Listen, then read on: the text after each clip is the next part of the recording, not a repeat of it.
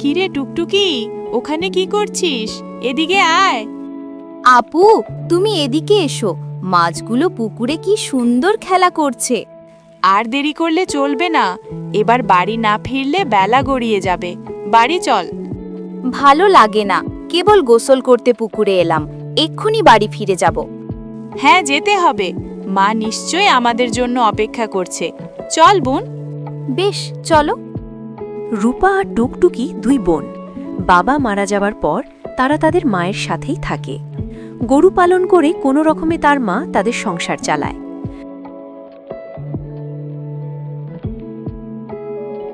তোদের বুঝি এখন বাড়ি ফেরার সময় হলো?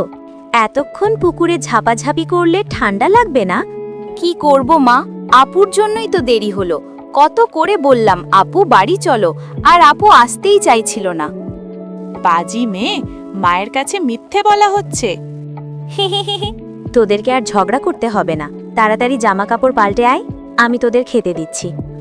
রাজিয়া এই কথা বলতে না বলতেই মোড়লের লোক বাড়িতে এলো। রহিমের বউ, মোড়ল মশাই আমাকে পাঠালো। এ মাসের ধারের টাকাটা পাঠাওনি কেন?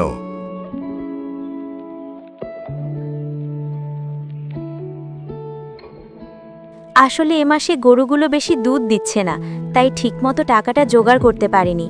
ওসব আমাকে বলে লাভ নেই। মোড়ল মশাই তোমাকে ডেকে পাঠিয়েছে। এক্ষুনি চলো আমার সাথে। কিন্তু আমার মেয়েগুলো তো এখনো কিচ্ছু খায়নি। আপনি যান, আমি ওদের খেতে দিয়েই চলে আসছি। ওসব শোনার সময় আমার নেই, এক্ষুনি চলো। কি হয়েছে মা?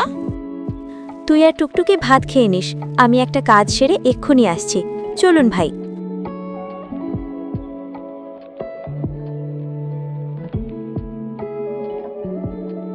রহিমের বউ, মাস তো পেরিয়ে গেল, এ মাসের কর্জের টাকাটা দিলেন না যে? মোড়ল মশাই, এ মাসে গরুগুলো তেমন দুধ দিচ্ছে না, তাই আপনাকে সময় মতো টাকাটা দিতে পারিনি। তবে কথা দিচ্ছি, সামনের মাসে সুদ সহ পুষিয়ে দেব। এই কথা বললে চলবে নাকি? তোমার স্বামী মারা যাওয়ার আগে আমার কাছ থেকে মোটা টাকা ধার নিয়েছিল। তুমি মেয়ে মানুষ, তাই তোমাকে মাসে মাসে শোধ করার সুযোগ দিয়েছিলাম। এখন দেখছি সেটাও পারছো না।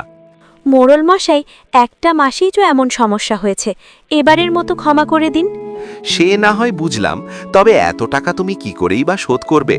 তাই বলছিলাম, তুমি তোমাদের বাড়িটা আমার কাছে বিক্রি করে দাও। এ আপনি কি বলছেন মোড়ল মশাই? বাড়ি বেচে দিলে বাপ মরা মেয়ে দুটো নিয়ে আমি কোথায় যাব? অত শত আমি জানি না বাপু। তোমায় 2 দিন সময় দিচ্ছি, ভালো করে ভাবো। আমি আর তোমায় মাসে মাসে টাকা শোধ করার সুযোগ দিতে পারবো না, এই আমি বলে দিলাম।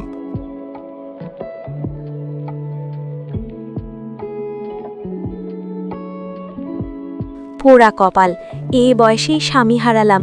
এবার কি তবে বাড়ি বেচে পথে বসতে হবে? হে আল্লাহ, তুমি কি কিছুই চোখে দেখো না?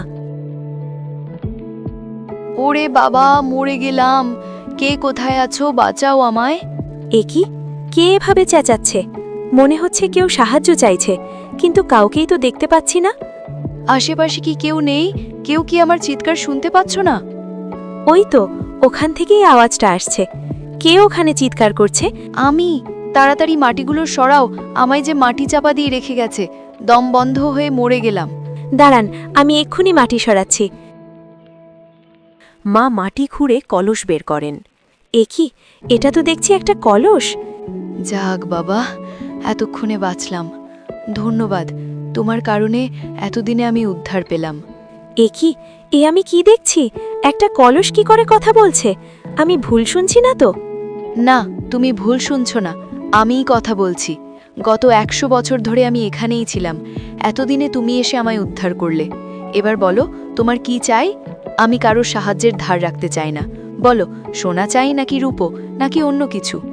যা চাইবো তাই দেবে? হ্যাঁ, দেব। বিশ্বাস হচ্ছে না? বেশ, আমার ভেতরে হাত রেখে দেখো কি পাও। মা হাত ঠুকিয়ে সোনার হার বের করলেন। এ কি, এক্ষুনি তো কলসটা ফাঁকা ছিল, এখান থেকে হারটা এলো কোথা থেকে? এবার বিশ্বাস হয়েছে তো? হ্যাঁ, কিন্তু আমার তো এসব চাই না। গয়না বা টাকার লোভ আমার নেই, আমি পরিশ্রম করে উপার্জন করতে চাই।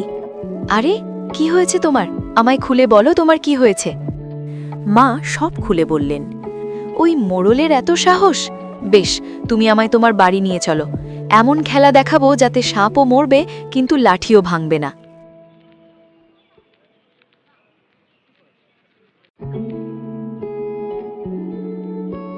মা, তুমি এসেছো? তোমাকে নিয়ে আমাদের অনেক চিন্তা হচ্ছিল। হ্যাঁ মা, চিন্তায় তো আমরা কিচ্ছু খাইনি। এই বুঝি তোমার দুই মেয়ে? বাহ, বেশ মিষ্টি তো দেখ। এই কি মা, এই কলসটা কথা বলছে কি করে? তাই তো, এমন কলস তো আমি কখনো দেখিনি। মা, তুমি এটা কোথায় পেলে? ভয় পাস না, এটা কোনো খারাপ কলস না। চল, ভেতরে গিয়ে সব বলছি। রাজিয়া ভিতরে গিয়ে রূপা আর টুকটুকিকে সব খুলে বলল। বাহ, ভারী মজা তো। এই যে কলস, তুমিও ভারী মিষ্টি। তাই নাকি? বেশ, এবার আমার ভেতরে হাত রাখো তো দেখি। টুকটুকি মিষ্টি বের করল। এ কি? এ তো দেখছি মিষ্টি। হ্যাঁ, তোমরা আমায় মিষ্টি বললে, তাই একটু মিষ্টি মুখ না হলে কি চলে? নাও, খেয়ে বলো কেমন লাগলো। সবই তো বুঝলাম, কিন্তু ওই মোড়লকে কি করে বোঝাবে? তোমাদেরকে আর ভাবতে হবে না, সব ভাবনা আমার ওপরে ছেড়ে দাও। শোনো রাজিয়া, তুমি অনেক ভালো, তবে যেহেতু পরিশ্রম করে নিজের সমস্যা দূর করতে চেয়েছো, তাতে আমি অনেক খুশি হয়েছি। তাই শোনো, কাল যখন গরুর দুধ দোয়াবে, দুধগুলো আমার ভেতরেই রেখো, বাকিটা আমি দেখব। বেশ, তাই হবে।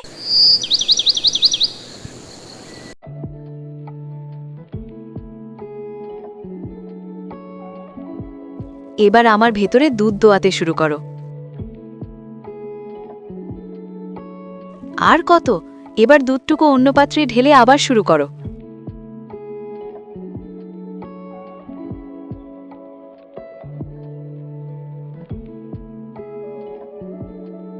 এ কি? এ আমি কি দেখছি? এত দুধ কোথা থেকে এলো? বলেছিলাম না, আসল খেলা আজ দেখাবো। কি মজা, কত দুধ! হ্যাঁ মা, এত দুধ বিক্রি করলে তো দুদিন কেন, আজই মোড়লের সব টাকা শোধ হয়ে যাবে। তাই তো দেখছি, সবই সম্ভব হয়েছে এই কলসের জন্য। হয়েছে, আমাকে আর ধন্যবাদ দিতে হবে না। বাকি দুধ পরে ঢালবে, আগে এগুলো বিক্রি করে টাকাগুলো মোড়লকে দিয়ে এসো।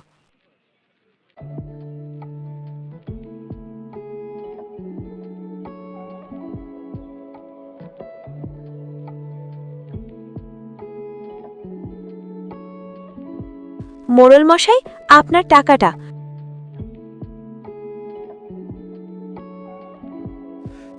টাকা? মানে এখানে সব টাকা আছে? সব টাকাই আছে, তাও সুদ সহ। গুনে দেখুন। আরে তাই তো, এতগুলো টাকা এক রাতে কোথায় পেলে? সেটা আপনার না জানলেও চলবে, তবে হ্যাঁ, গরিবকে সুযোগ পেয়ে ঠকানোটা এবার বন্ধ করুন। ধার দেওয়ার নাম করে সুদ খাওয়াটা মোটেও ভালো কাজ নয়। আর এবার থেকে আমার বাড়ি হাতানোর চিন্তাটা মাথা থেকে সরিয়ে ফেলুন।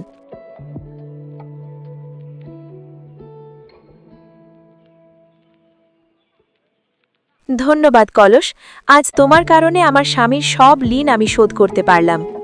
আমায় আর ধন্যবাদ জানাতে হবে না। তাছাড়া তুমি চাইলে আমার থেকে এর চেয়ে অনেক কিছু চাইতে পারতে, কিন্তু সেই লোভ তোমার ভেতরে নেই, তাই তুমি যা পেয়েছো সেটা তোমার প্রাপ্য। তবে এবার যে আমায় যাওয়ার পালা। সে কি?